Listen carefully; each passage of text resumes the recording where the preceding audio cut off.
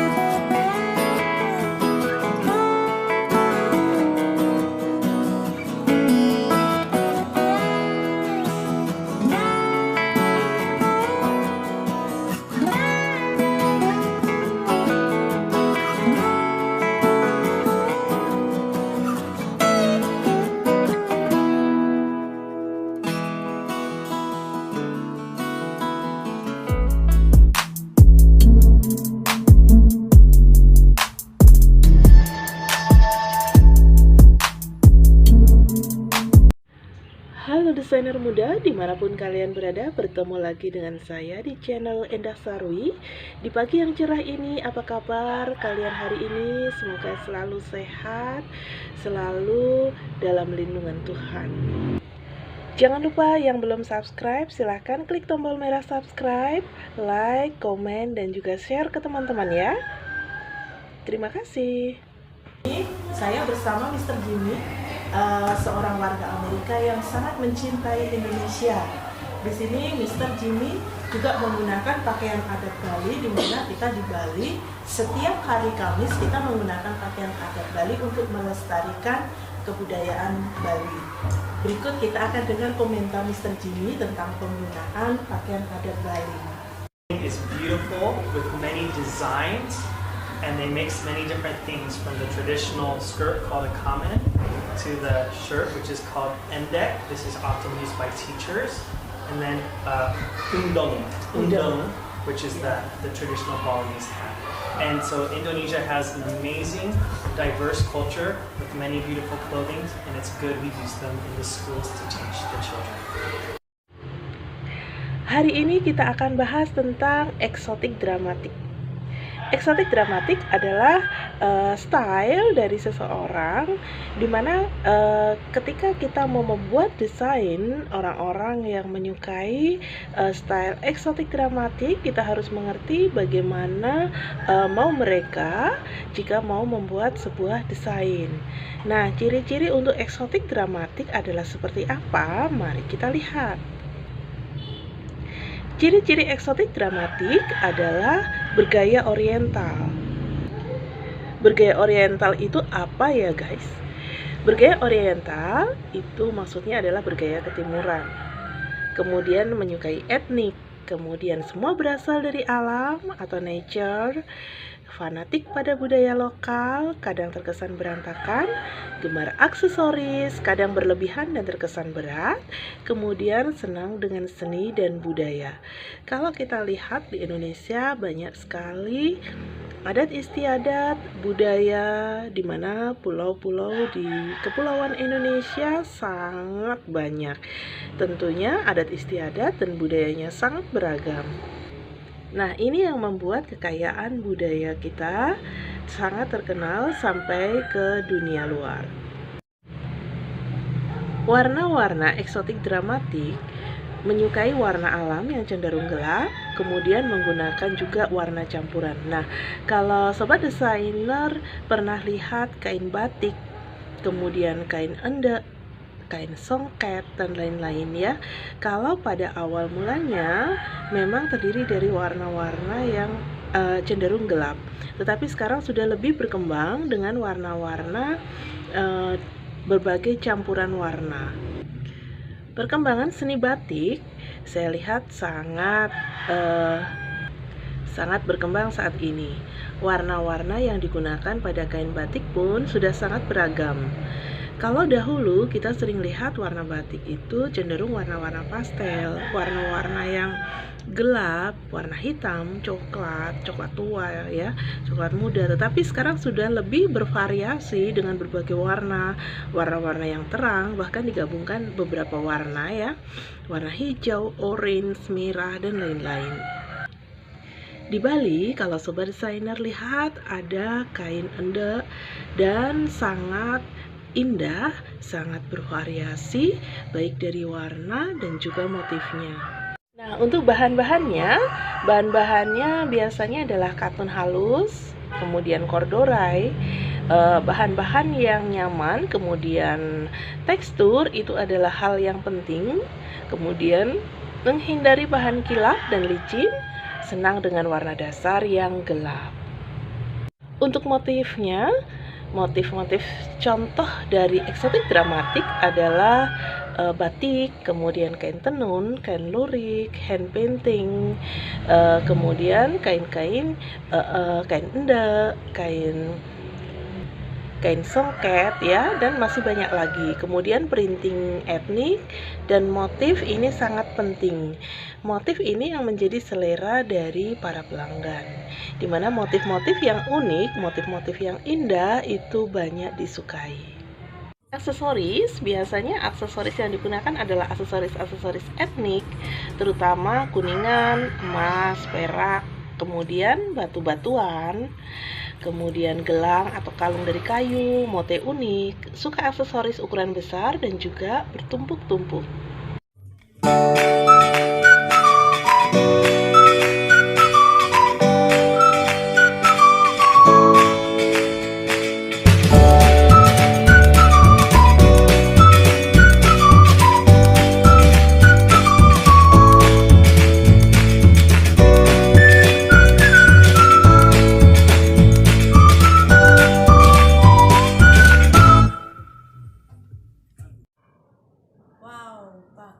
baju adat. Ya, bagus sekali. Saya merasa mendukung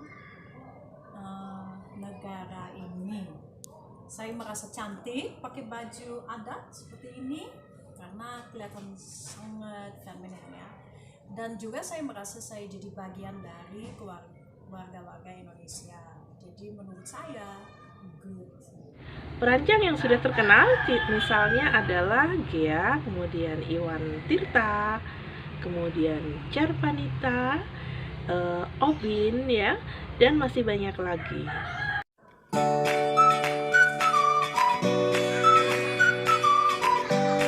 Di sini jika ada pertanyaan silahkan tulis di kolom komentar. Sampai bertemu di video selanjutnya. Terima kasih sudah menonton.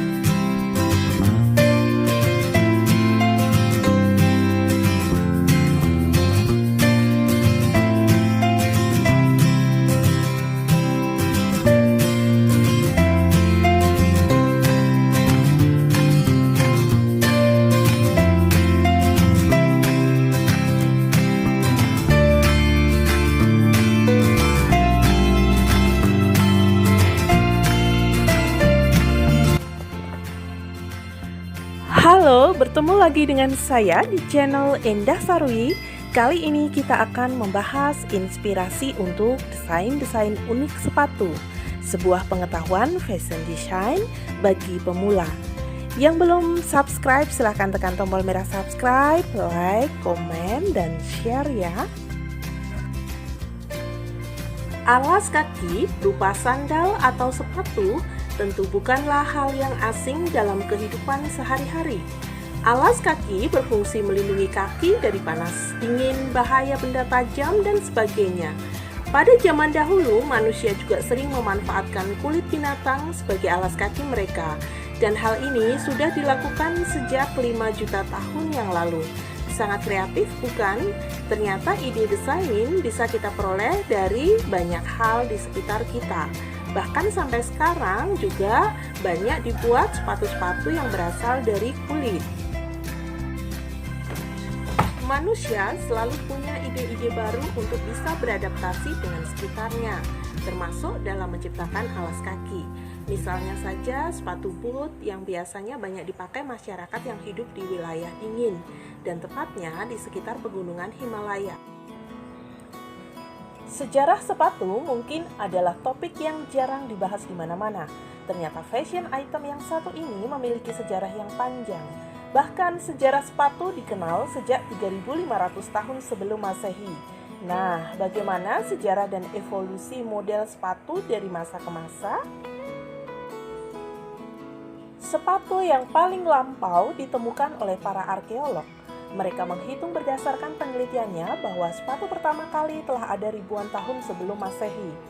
Namun, hingga saat ini alas kaki yang satu ini masih digunakan. Nah, bagaimana sejarah sepatu dan berbagai perubahan modelnya? Dikutip dari historia.id, yang pertama adalah sepatu Ötzi. Di pegunungan Alpen, Austria pada tahun 1991, para arkeolog menemukan manusia mumi bernama Ötzi.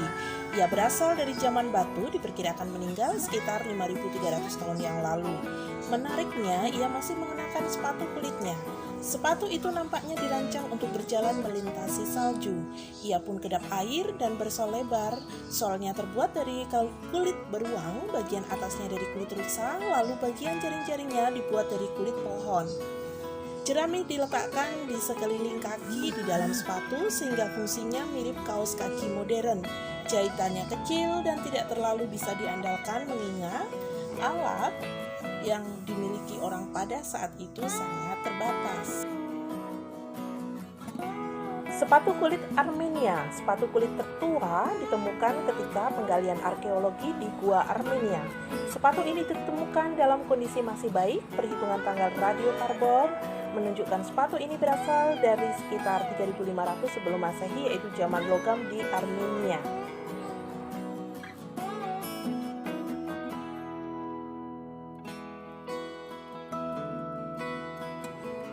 Sepatu Mesir. Sepatu terbuka datar berbentuk perahu itu terbuat dari anyaman buluh.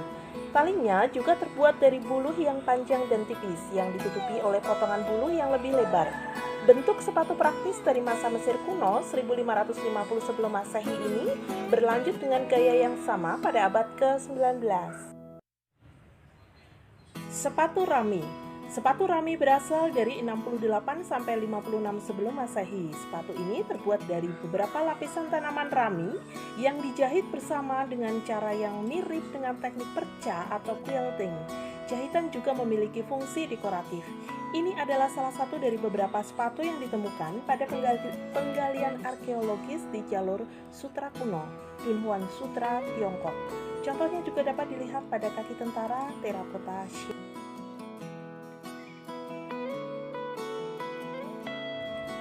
Berikutnya sepatu bebat kaki.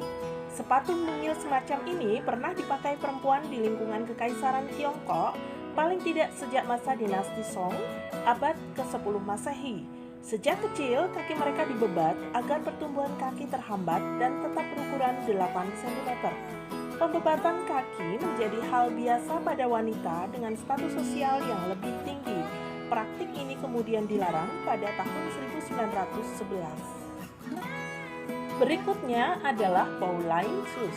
Pada abad ke-12, para perajin sepatu Eropa mulai membuat sepatu berujung lancip. Gaya sepatu ini populer di masa Pauline. Mereka memiliki ujung runcing yang sangat sempit dan terbuat dari kulit. Bentuknya makin ekstrim pada akhir abad ke-14. Mereka memakai sepatu sempit yang ujungnya lancip mengarah ke atas.